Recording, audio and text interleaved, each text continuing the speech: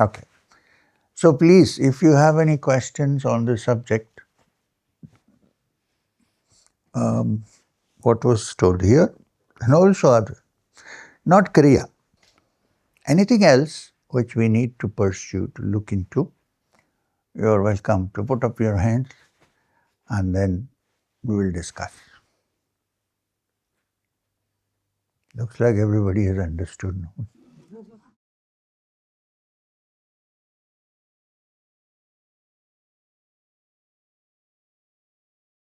Well, I can start if nobody else. Yes, please. So first of all, thank you so much for the elaborations. We are quite happy, I'm sure, all of us. You talked so beautifully about the higher mind and Buddhi. Uh-huh. And do you equate the terms higher mind and Buddhi? Because sometimes Buddhi sometimes is intelligence, sometimes some others say it's a higher mind. But this case, it's the same thing, isn't it? Yeah. No, it's like this. Traditionally, in the Sankhya system, Atma, Buddhi and Manas are like one triangle. Manas is the mind, expression used for the mind. Buddhi is the discriminating faculty. Of course, it's part of the mind. Now we have to go into a bigger subject. Since you asked me this question, is consciousness a product of the brain, or is consciousness working through a brain which is an advanced computer? We think that consciousness is independent of the brain, although in most cases 89–90% of the time it works through the brain and it appears as if it is the same. You would even think that consciousness is a product of the brain, because without the brain we are not conscious. Right? When you have a coma or when brain is dead, you don't have any. Right? But we are saying that is not so from our experience, that the consciousness works through the brain but is not a product of the brain. Yeah. Now the consciousness which works through the brain is the only consciousness that we know of. We don't know any other consciousness. When the thoughts have completely subsided, when all the vrittis of the mind stuff, movement of the waves in the mind, have subsided, then only one discovers that consciousness which is not part of the brain.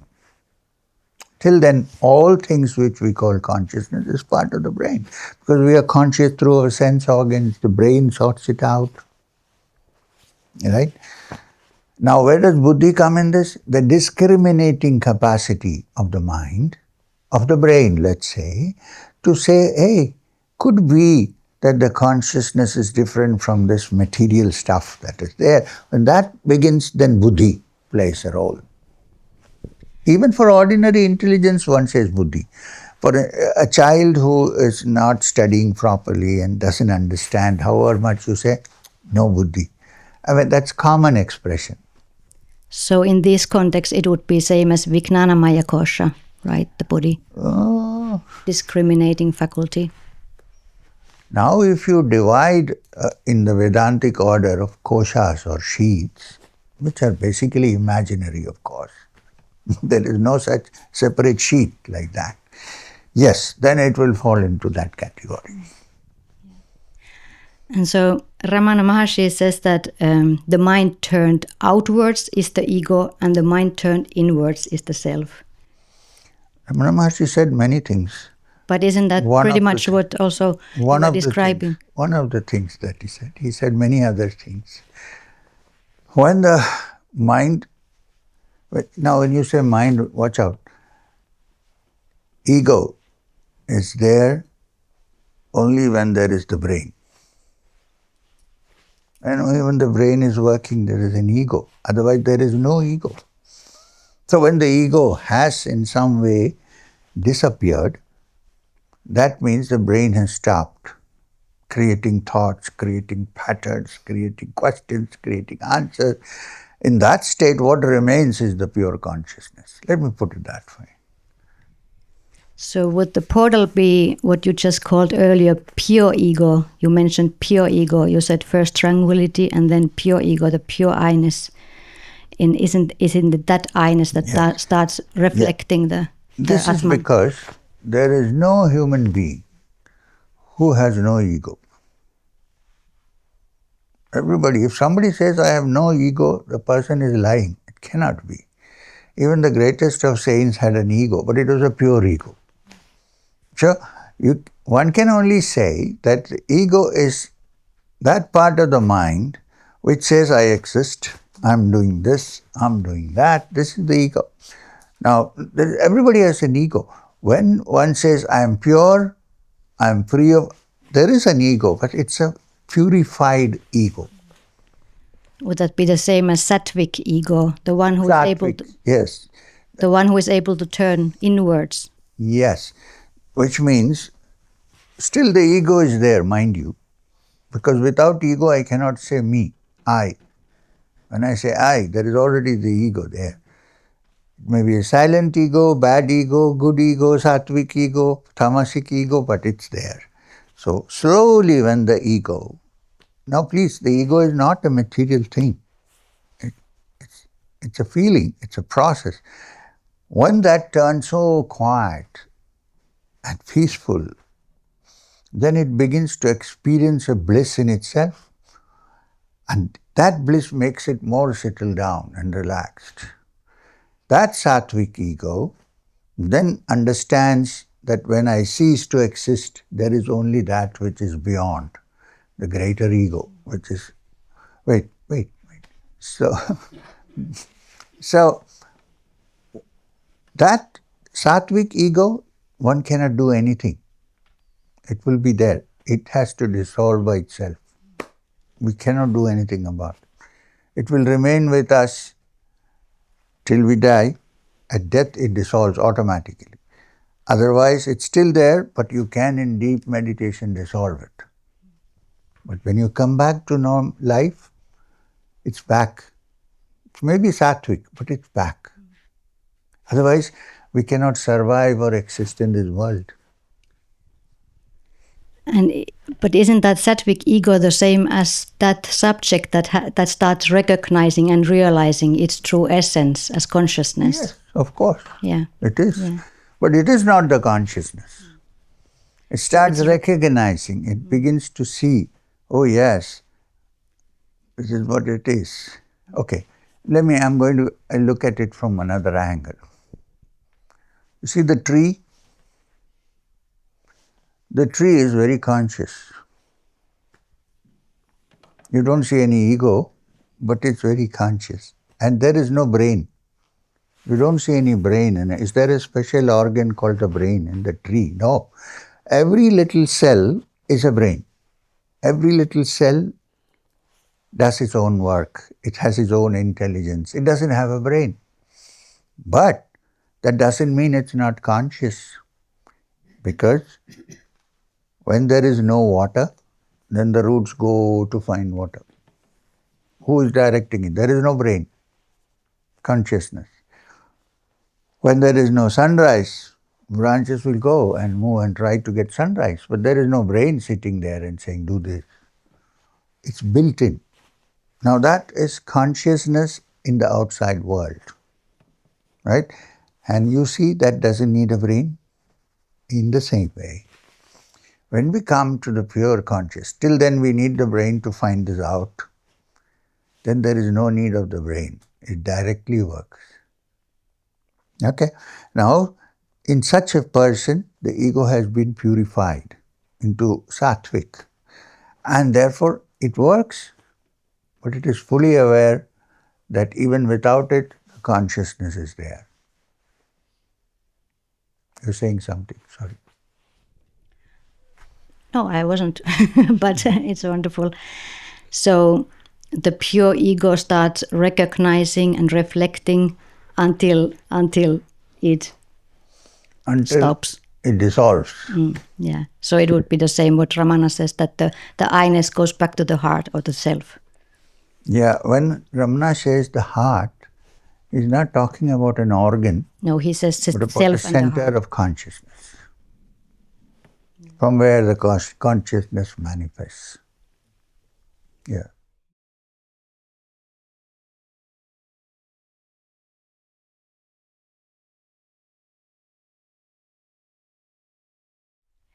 One more thing about Theosophy or Blavatsky's, they seem to have a little bit different system of Atma-Buddhi-Manas, that they, Blavatsky or those masters she's operating with seem to indicate that the Buddhi is like a direct vehicle of Atman, that is like, it's not right individuality yet. It says like higher manas would be like human soul, but the Buddhi would be like direct vehicle. What would you say about that? Why do they look I at that think way? they are complicating the issue too much.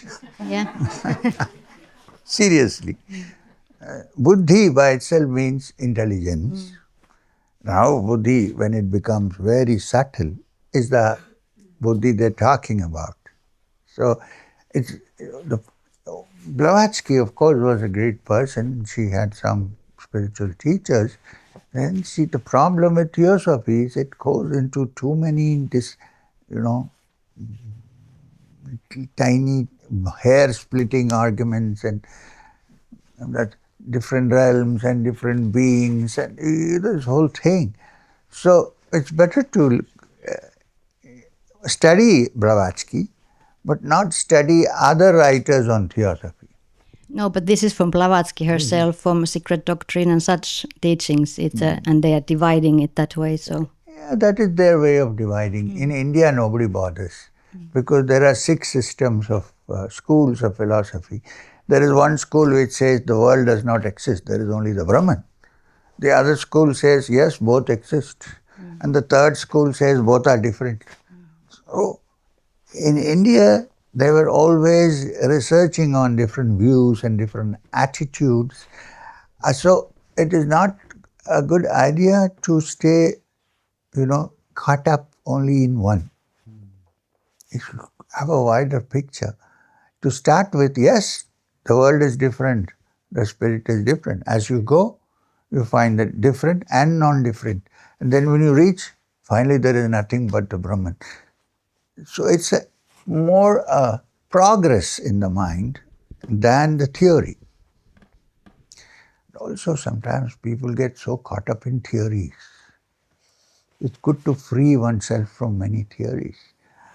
There was a great person who was a scholar in all the teachings, all the Shad Darshanas, 6 Darshanas, including Tantra, Sri Vidya, this, that, the whole thing, who was Kavyakanta Ganapati Shastri. He was a famous man and he was named the jewel of the poets, Kavyakanta. He knew Sri Vidya, he knew this, he knew that, he studied everything on earth in the spiritual field. And yet he felt that there was a barrier between himself and the truth. He could not remove that barrier. It was there. So he was searching for somebody. He went to many great souls and said, can you help me? I know everything, but there is still some barrier between me and the truth. Somebody told him there is a man sitting up there on the hill in Tiruvannamalai, go there. He didn't know why he was going. He was not so famous at that time. It was this man who made Maharshi famous. He said there is a Maharshi sitting there. Actually his name was Venkatramana, shortened to Ramana. So he went up and he saw a man sitting there looking. You will not find a single picture of Ramana Maharshi with closed eyes. Show me one. Because for him there was no inner and outer, both were the same. Yeah, see, when you go, the inner is separate from the outer. No, for him, discovering the inner, he found that it is also the outer. So he always sat with it. So he saw him sitting there with his eyes open. looking at the trees or whatever, nobody knows. He sat there for 1 hour. That you must admit is because of his learning capacity. Otherwise anybody who said, what is this? After 10 minutes, he's not looking at me, let me get out. No, he sat there patiently for an hour. And then slowly the eyes defocused and looked at him.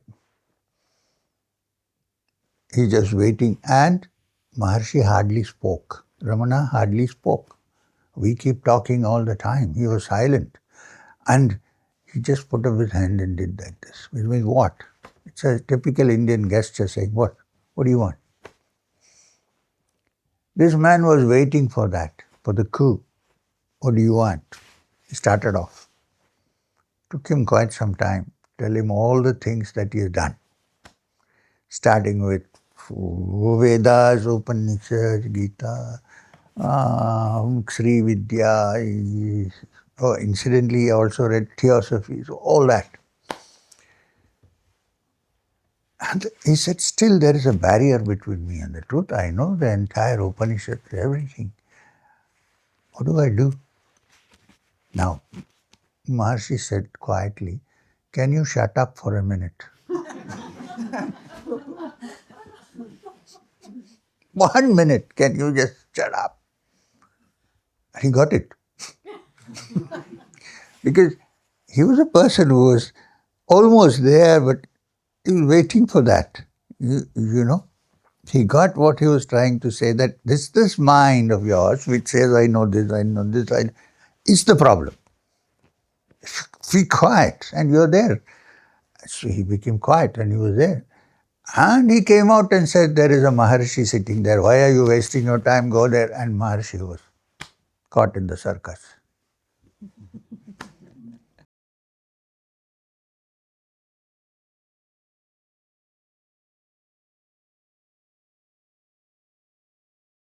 Many thanks first for this. The atmosphere has been very, very delicate and very love-filled, and Nice, thank you very much.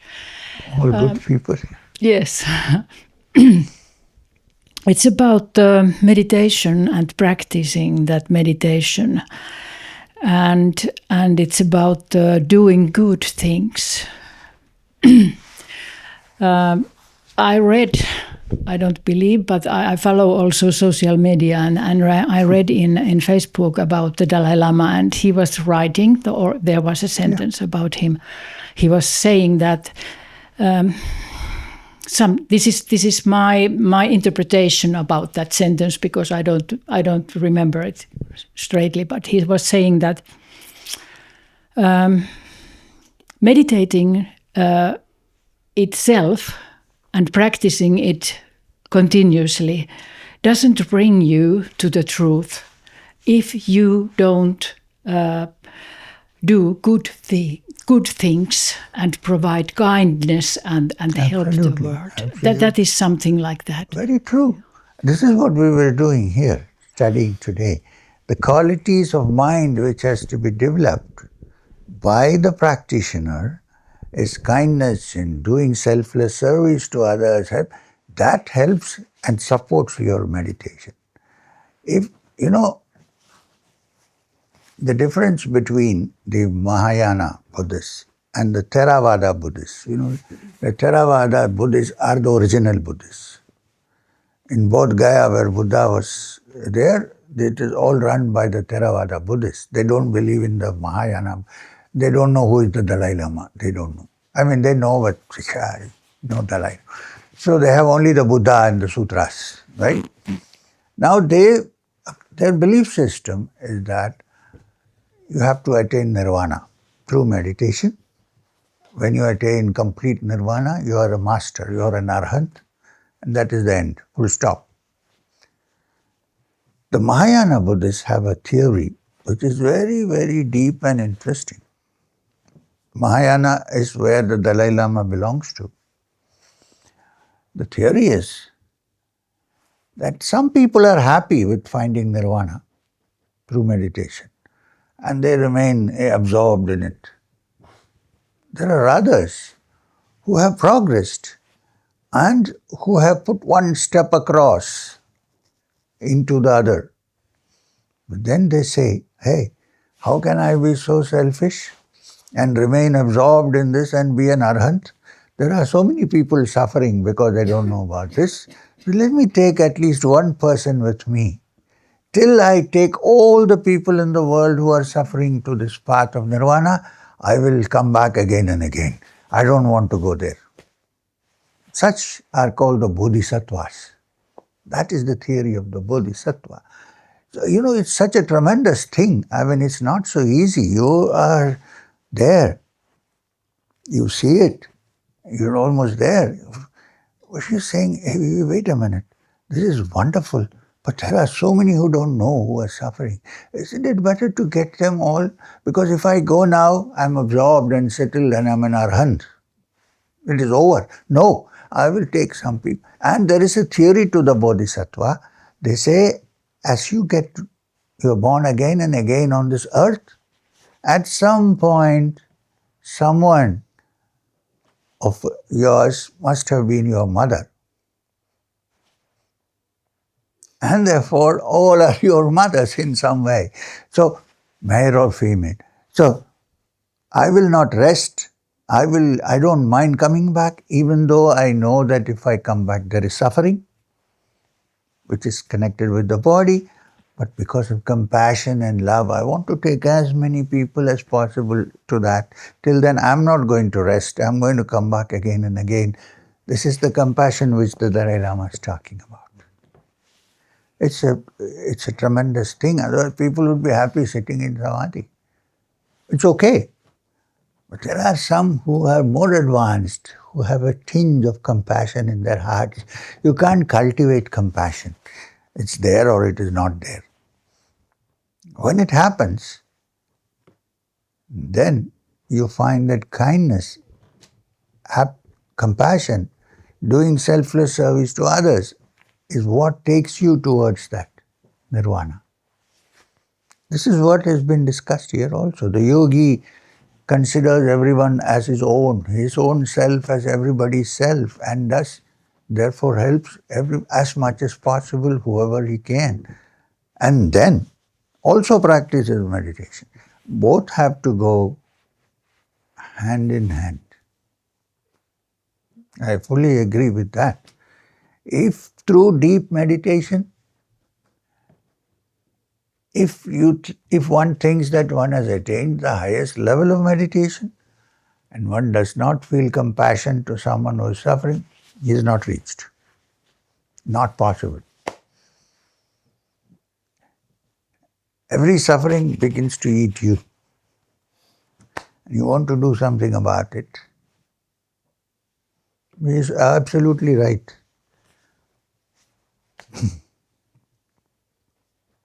I had a discussion once with His Holiness, the Dalai Lama, because I went to see him during the walk.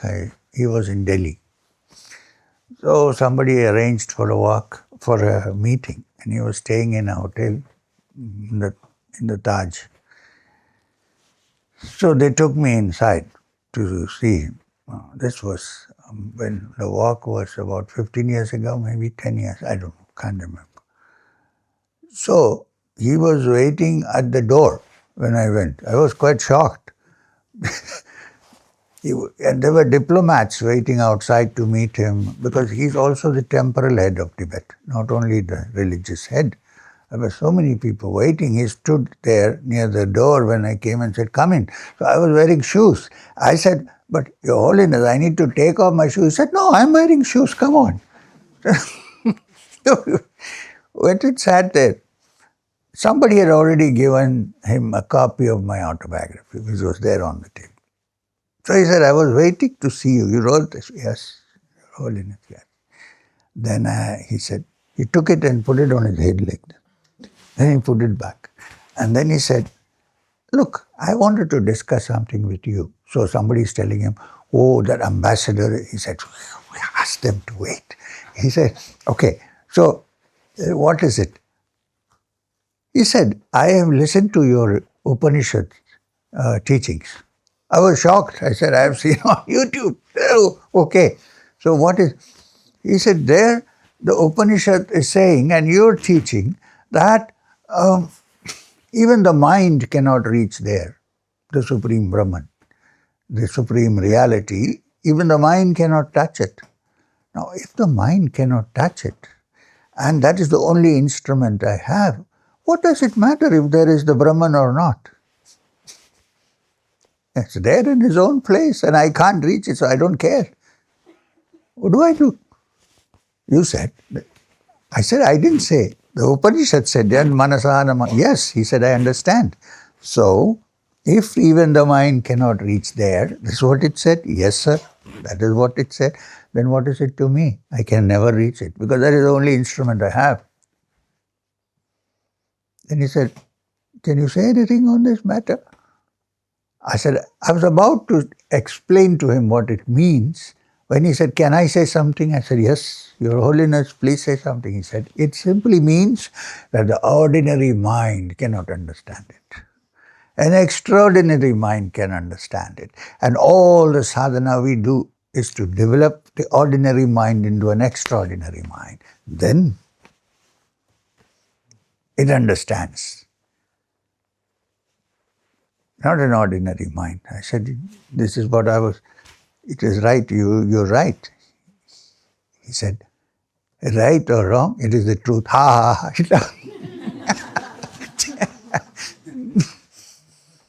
So then we had to come off, because there were so many people waiting. And I said, I'm going for a walk. And he said, wonderful. The things. He said, the Buddha walked. And I came off. I was just saying, because since you mentioned 96-year-old now, don't know what's happening. Anyway. Some of our people in the Hindu tradition don't like the Dalai Lama. What can you do? You know, there's an old division between the Buddhist and the Hindu. There's actually no division. Any other question?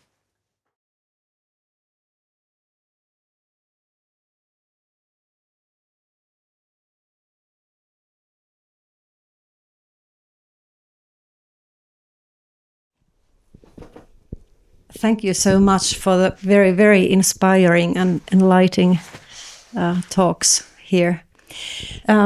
I was trying to pay attention to the teachings, and there was something that is puzzling me a little bit.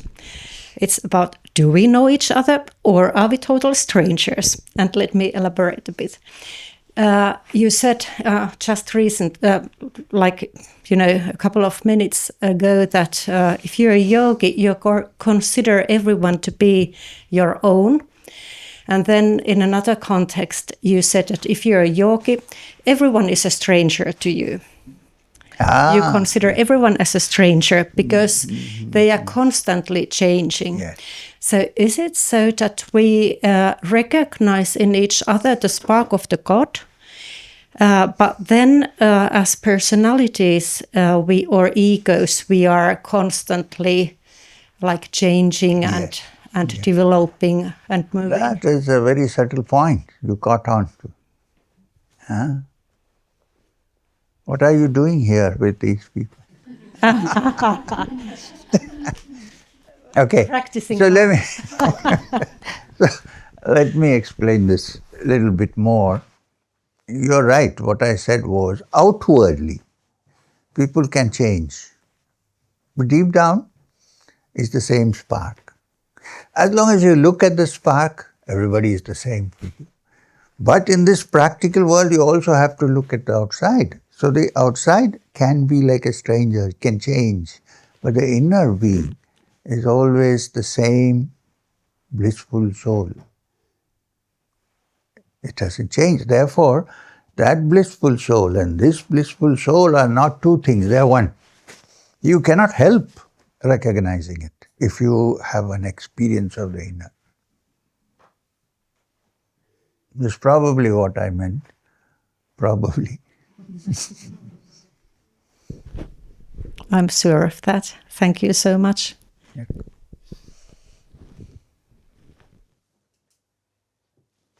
microphone, please. You know why? Because these questions that you ask will be very useful to others because they are recorded. Some others. In fact, the popular verdict in India is the best of our question answer sessions happen in Finland. I said because they do their homework.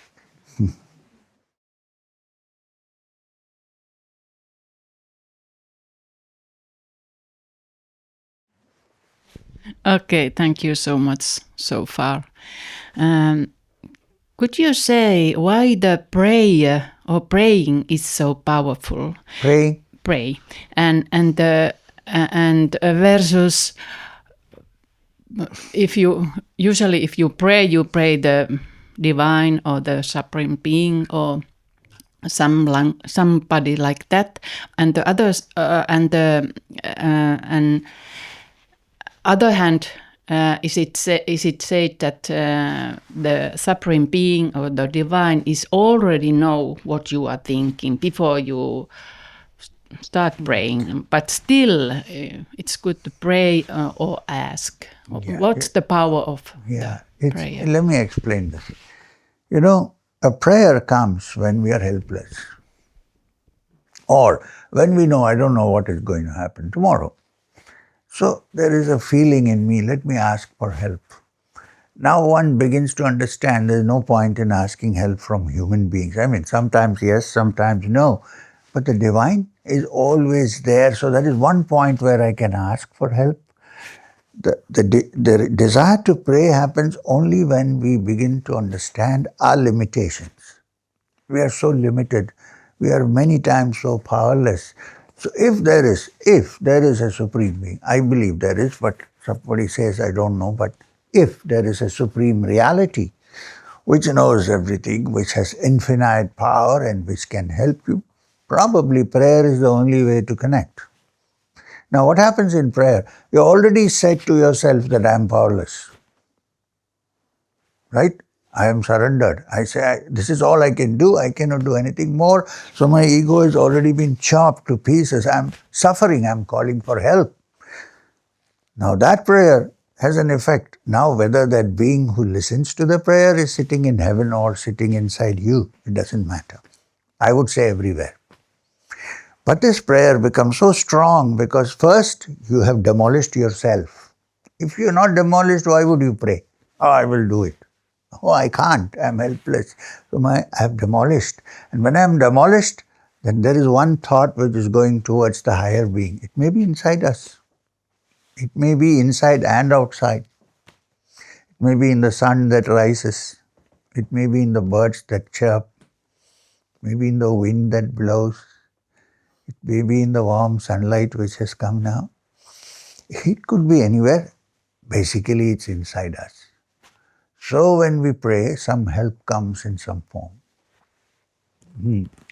That's one thing. The second question that is connected to what you said was, if the Almighty knows everything, why would we pray? You asked also. Yes. This is because even if you know, even if you think that the Almighty knows everything, there is no harm in reminding.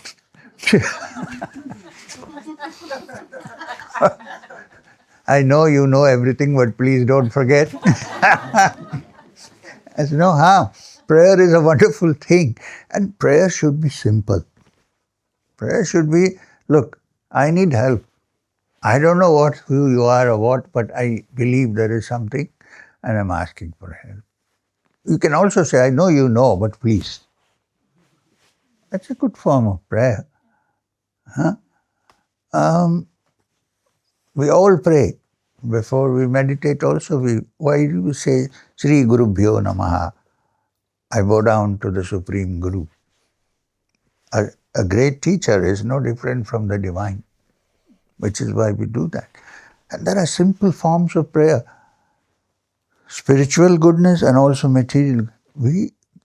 Sometimes we forget to be thankful to all that we have on this earth.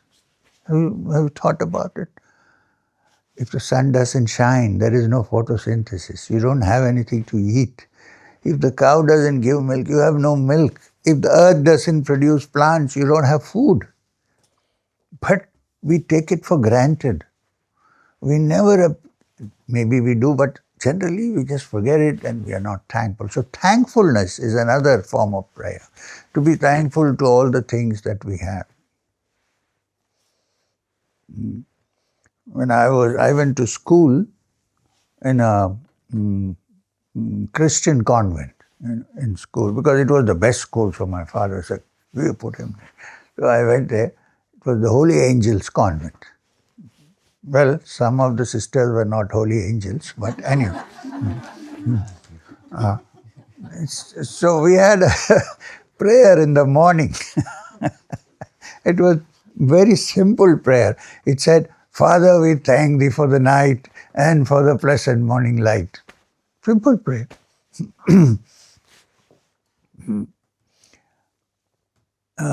Does anybody know the simple prayer which is there in the New Testament? Simple prayer. Very simple prayer. No? Now you might think I'm a Christian missionary. Aren't you? No. Yeah. If you say by Christian goodness, then yes. It's very simple. It says, Our Father who art in heaven, hallowed be thy name, thy kingdom come, thy will be done on earth as it is in heaven. And that simple thing I like. Give us this day our daily bread. Right? We forget. Forgive my debts as I forgive my debtors. Lead us not unto evil. Lead us not into evil. Huh? Lead us not into temptation. Into temptation. Temptation.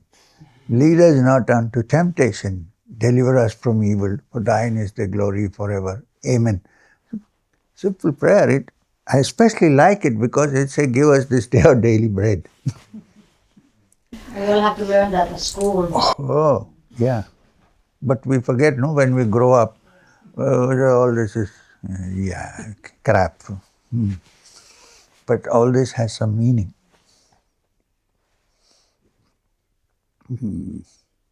But then you cannot speak the truth always, you know. If you speak the truth in a situation where people are not mature enough to understand, in a situation where people have not misunderstood what you're saying, it's better to keep quiet or you'll be in the cross. But out of compassion, some people speak out.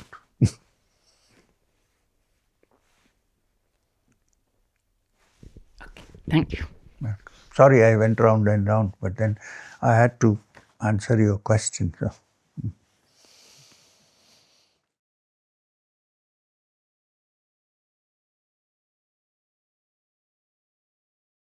Oh, you've been making a lot of notes. It's quite it's quite long, but I try to make it shorter. Okay. Do you know if Jesus Christ has been in India between ages 13 and 29, and that his grave might be in Kashmir? There are many sources which tell about this. For example, Holger Kersten has written in 2001 a book, Jesus lived in India, his unknown life before and after the crucifixion. In that book, Kersten tells about a historian from Iran who wrote a book where he tells about Yus Asaf, Jesus, who traveled twice to India and died in Kashmir. Iran. That's why they want to destroy Iran now. Continue. And also Nikolai Notovitz wrote in end of 19th century a book called The Unknown Life of Jesus Christ. See, it's like this. Let me tell you. There seems to be a period in the life of this person which in English they have made it Jesus and so on. I think they used to call him Yeshua. Now, in the Syrian Christian church, is called Eshu in Kerala. I think there was a person like that, no question, but many years ago. And he wandered from place to place, talking what he had learned. Now, between the age of 12 and then till 12 years, nobody knows what he was doing or where he had gone. Understood. Perhaps he went to India, I don't know. All I'm trying to say is that for a spiritual person, it is not necessary that he should go to India. You get what I'm trying to say? But there are some writings and some people saying that he did go to India. Could be. I don't know for sure. He could have gone and he might have studied many things because the teachings of these, especially in the New Testament, let's say Mark or Luke or one of these, the teachings, especially the Sermon on the Mount, is very simple and it's very, I would say, more Buddhist than Hindu, but kind of a mixture of teachings of non-violence, Because before that, the teaching was, according to the Old Testament, an eye for an eye and a tooth for a tooth. He said, but that they said in olden times. But now, bless them that curse you, do good to them that hate you, pray for them. So he changed, and the source could be India, could be Kashmir, could be, but definitely in these 12 years he has studied deeply things which are normally not learned in the place where he came from. This much I am sure. Now, whether the grave is Jesus or not, I am not so sure. It could be any holy man or saint who has come from abroad and got buried there. Because they also say there is a tomb of Moses in Kashmir, so I don't know. Perhaps somebody came who was buried there, who was a holy man, I understand. But that Jesus was touched by the teachings of the Oriental religions and mysticism, I have no doubt. And probably in those 12 years he studied. But about this I cannot say accurately.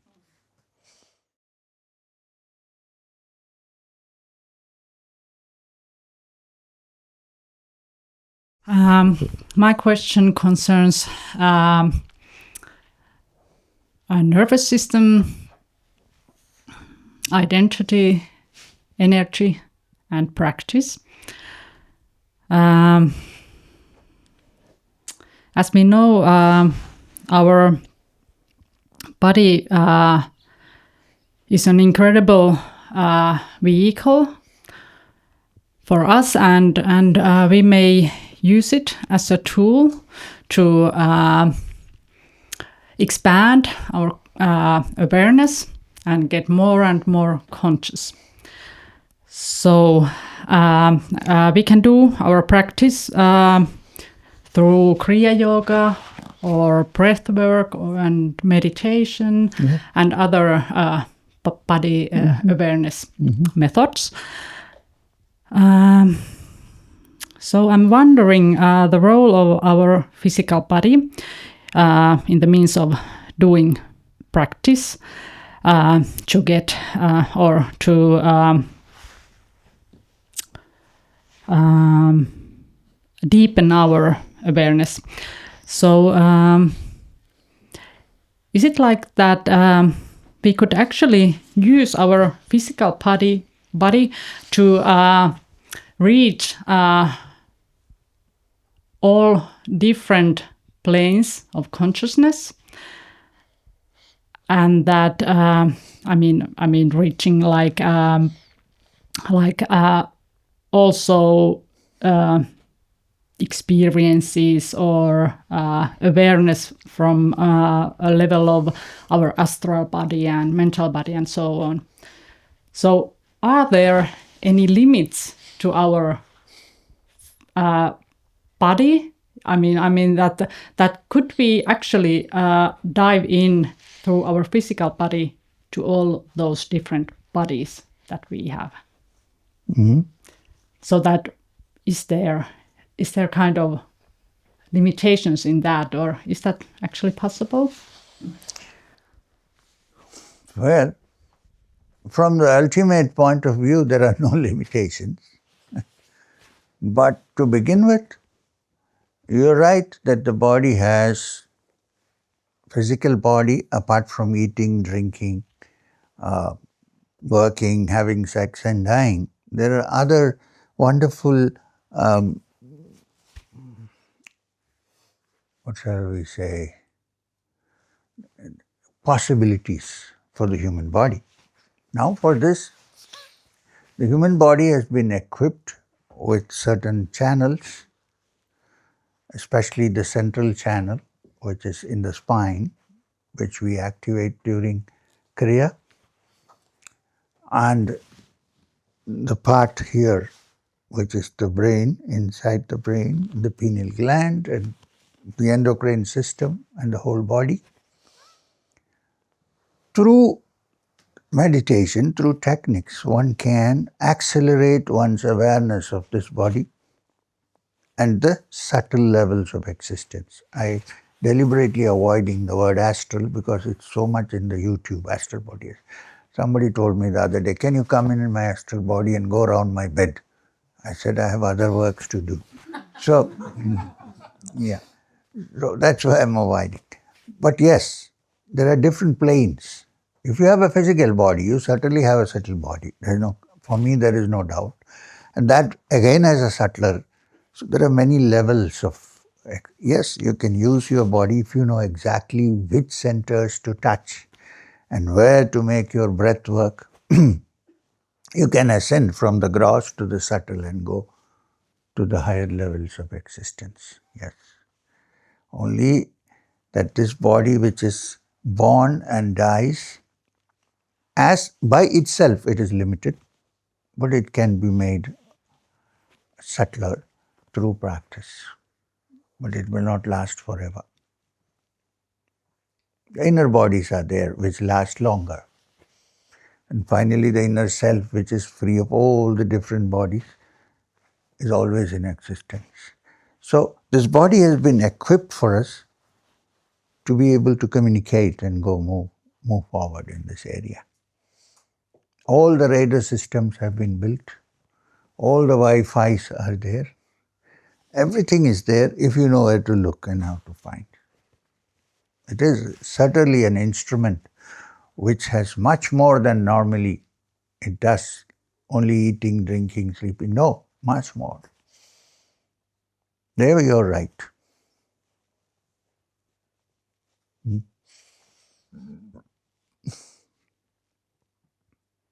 All of us, not one person. Are you all here or have you gone out in your astral bodies?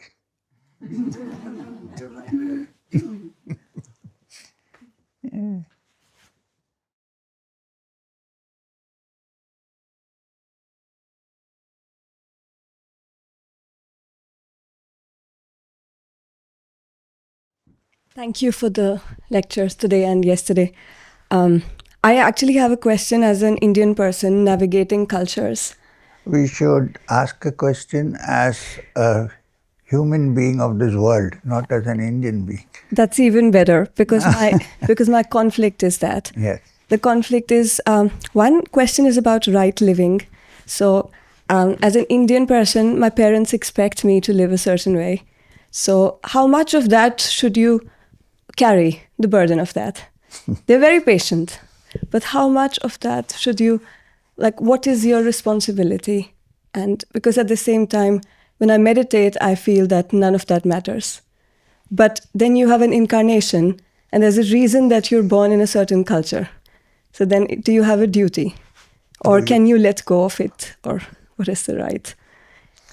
See, it's like this. As it doesn't matter whether you're born in India or whether you're born in another place, the place or the family and the setup in which you're born has a certain influence and responsibility inbuilt. Not only India, it could be anywhere. So, if in that setup, if they see you as doing differently, then there is a concern in their minds. Oh, this is not how it should be, or there's a concern. So while it is true that it's a good idea not to trouble them too much and so on, we should somehow become mature enough to lead our own lives, as long as you're not doing something wrong or harmful to anybody, and that you're pursuing truth and not falsehood. If you're doing this, then it doesn't matter what, but one need not be unkind to one's parents because they're responsible for us. So there are two ways of handling it. One is to be kind and try to make them understand. The other is, there are some people that, to hell with it, I'm doing what I want. If my daughter did that to me, I wouldn't mind, but some parents may mind. Okay? So, look, after all, they are given birth to you. You're not here without them, right? So that you should keep that much in your mind. But it should not smother you and stop you from opening up your mind and thinking of and expanding it. All I'm saying is that the reaction can be gentle. It need not be militant. I know this happens. But as long as you're not causing harm to other human beings, as long as you're walking on the path of truth, as long as you're not following a path of like becoming a smuggler or a drug dealer or something like that, extreme cases, then I think you're all right. We need to expand. We need to think of ourselves as a global human being rather than belonging to. Of course, you can be proud of the wisdom that we have in India, but look at this wisdom. While it originated, well, it has also originated in other parts of the world, mind you. But why is it so much there in India? Because at a time when most people were looking for material welfare and science and expansion, a set of people in India were going deep into finding out the mind. They were mind scientists looking into the mind. So they came out with a lot of startling things which people who have not tried it do not know. But they were not ready, they were ready to give it to anybody, whoever is ready to take it. Let me give you a mantra from the Upanishad, a statement. Loka samasta sukhino bhavantu. It's in Sanskrit, it comes from the Upanishad. What does it mean? May the entire world be happy. It doesn't say may only India be happy. Loka samasta, the entire world. Sukhino bhavantu, let they be all happy. So the teachings are very universal. There is no touch of narrow-mindedness in the ancient teachings.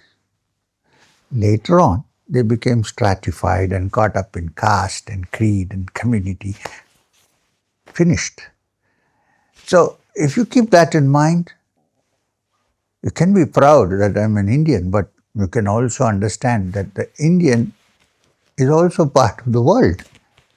It's a global connection. There is nobody who is specific.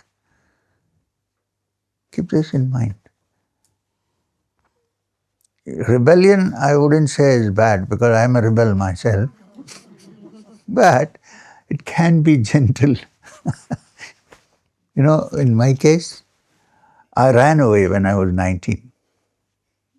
I understand what you. I ran away when I was 19 years old from home without informing anybody. And the person who really suffered was my mother. She really suffered because her only son and the eldest son has disappeared. Maybe he died. Nobody knows where he is. She was the one who really suffered. So at the end of 3.5 years, my master told me, go home. Go back home. I said, why? He said, go back because your mother is not well. She has suffered enough. So go back and meet her. I will keep in touch with you anyway. So now you go back and meet her. And, you know, at that time, I was looking like a total sadhu. I had rudrakshas, my ears were pierced, and my hair was tied up huge like Babaji's. At that time my hair used to grow very fast and it was thick. So he said, if you go like this to your mother now, she'll probably get a heart attack and die straight. So go to Delhi and cut your hair. Got normal clothes. Said, take this off and keep it somewhere. Don't trouble her with all this. Go like a normal son goes. Go back and say, I'm sorry. I went for some spiritual practice and I'm back. I'm very sorry. And I did exactly that. So I knew that she suffered a lot. I sometimes think that is the only bad thing I've done in my life. Probably. Not bad, but causing some suffering to somebody. But she was happy, thrilled that I came back. So it sorted out.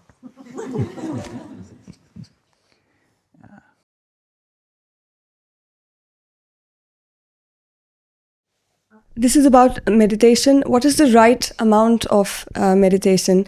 Because I was meditating a lot, like last year and the year before that, and after a while I found myself indulging in it, and I was then feeling that what you said today about tamasic kind of, am I just like indulging? And so I switched from that to this chant. I have been into this Buddhist chanting practice for 10 years, so I switched to that. And I felt that when I'm doing it, okay, it's 1 hour and I'm chanting something, I feel like it's some sort of discipline and it's regulated and I'm not just indulging and believing that I'm having certain visions or something. So when do you know that this is the right amount for you, or like how do you know how much you should? Look, don't do too much. Like everything else, moderation is essential. Neither too much nor too little. Okay? So fix a time in the morning, 15 minutes when you can meditate, or half an hour at the most. And the evening, if you find time, half an hour. Don't go beyond that for the time being. It could be a chant, Buddhist chant, it's okay. Whatever is fixing your mind and which appeals to you, but don't go too much and don't sit for 2 hours. And then if you sit for 2 hours, you may be tired. You might start seeing some things which may be because of your nervous problems. So don't do half an hour in the morning, half an hour, at least have half an hour every day, once. I think that will be enough.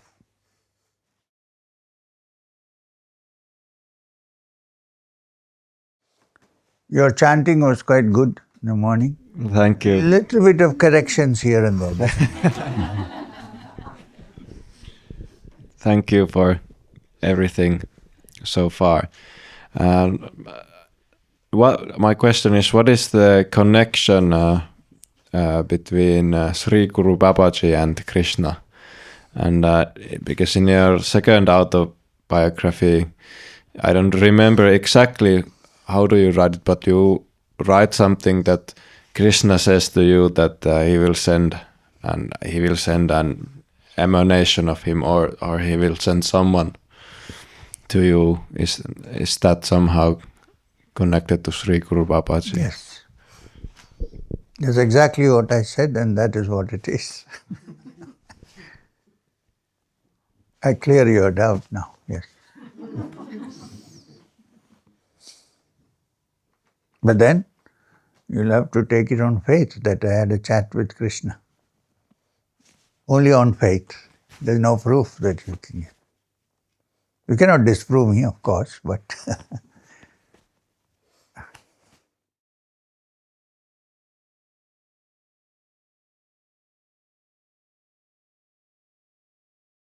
Okay, it's a question about euthanasia. euthanasia. Euthanasia, yes. What is your opinion of it? Rauni is working in a hospital with the dying people, Yeah. and sometimes there are people who suffer immensely. And there are some countries where assisted euthanasia is allowed, but then what does it do for your soul if you are, assisted to die because of all the suffering? I'm of the firm opinion that if one is suffering and if one is in a karma, one cannot do anything, it's better for the soul to quit the body. And whatever is required for that, we need to do it as you're being kind, not being cruel. But the situation should be such that actually the person needs to be free. Not, like, I think he's to be free, but really you feel the suffering and that person is just lying there like a vegetable. He cannot move. But if the person is conscious, you should ask the person, are you ready to leave? If he says no, then it is not a good idea. But if he say yes, If they say yes, you should definitely do whatever possible. Well, we yogis have a thing called spiritual suicide. We do something called khichdi mudra and allow the breath to go out, and that's the end of it. But then we don't do that in a hospital. So whatever is required, you have to do it, because there is no point in allowing the person to suffer. This is my opinion. Is it allowed here in Finland? No. mutta me voidaan laittaa, Then you are in trouble. mutta me voidaan Suomessa laittaa heidät unilääkkeelle. We can assist a suffering person by giving them enough tranquilizers so that they are, unconscious and We not can suffering. do that. We cannot help it. Because if they're conscious, then they suffer. There's no harm. But believe me, once the soul leaves the body, it's not unconscious. It's the body that you're giving all this, to the brain, to the nervous system. The soul, no. Once it leaves the body, all the effects of your analgesic have gone. It can see. And it's in a good place, so you don't have to worry about that. Because important thing is that person, if the person is conscious, should also agree, yeah, it's better for me. If that person doesn't agree, it's not a good idea.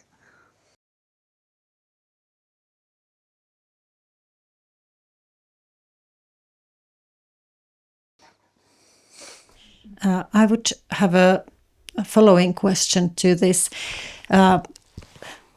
How is it, if you're suffering a lot, are you cleansing your karma there? And, in the end of your life, if there is a lot of suffer, does it still pay off? Possible. Yeah. I can't say definitely, but most possible.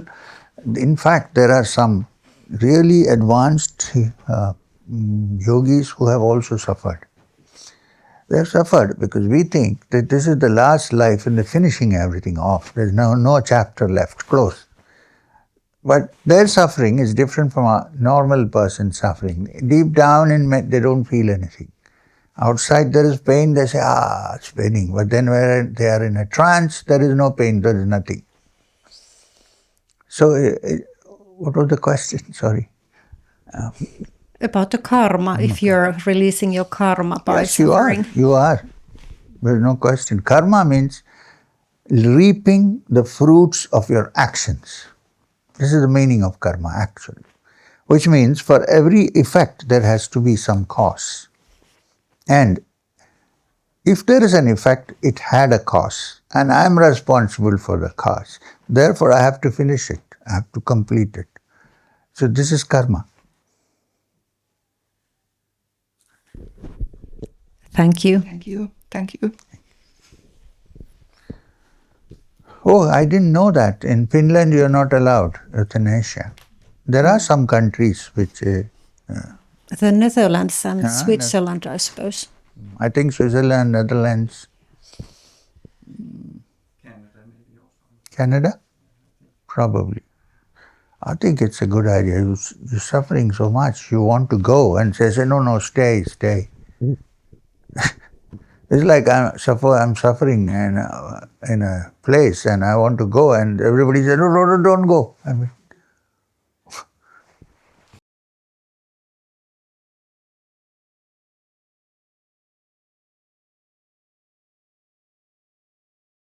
But if if we work out our karma, for example, through suffering and pain, being sick, and maybe even unconscious while being sick. Unconscious? Unconscious, yeah. I mean, being a vegetable. Yeah. Right? So if we assist people to die, help them to die, to speed up that process, aren't we then avoiding or not giving them the chance to go through that karma fully? Yeah, you have two ways. That's why I said it's important to ask the person, not the vegetable kind of person. You cannot ask. If the person is conscious, it's better to ask, do you want to get rid of this forever and suffer and go? Or shall we stop it? Can you bear it? Sometimes it's unbearable. So it depends on that. If it is unbearable and you're helping the person out, then you're doing a good thing. If it's bearable and the person responds, I don't mind, let me finish all my karma, then don't do anything. Leave it alone. Look, life is so funny. When we are born,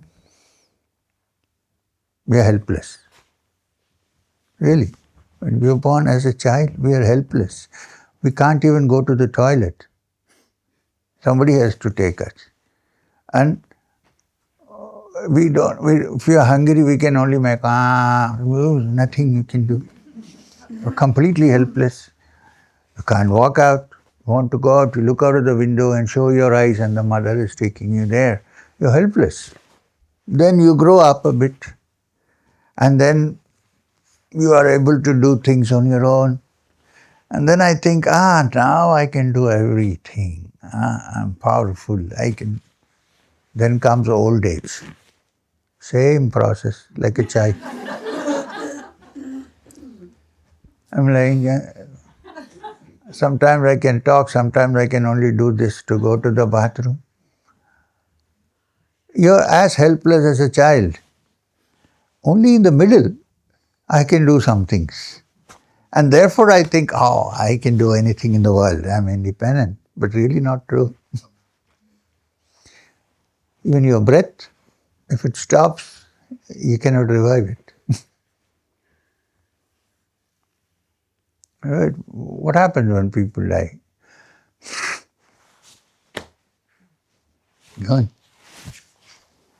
So, while we are living now as adults and while we are able to do everything, we should also keep in mind that we came helpless and we are going to go helpless. That will keep the ego down. Then, as you said, we pray, may I not suffer too much. Okay, call it a day. Thank you very much. It was a nice session actually. Also the questions and everything. I know you may have more questions. We'll deal with that as it goes. So tomorrow, since this text is over, I will get another text for you, which we will announce tomorrow morning when I come. Okay?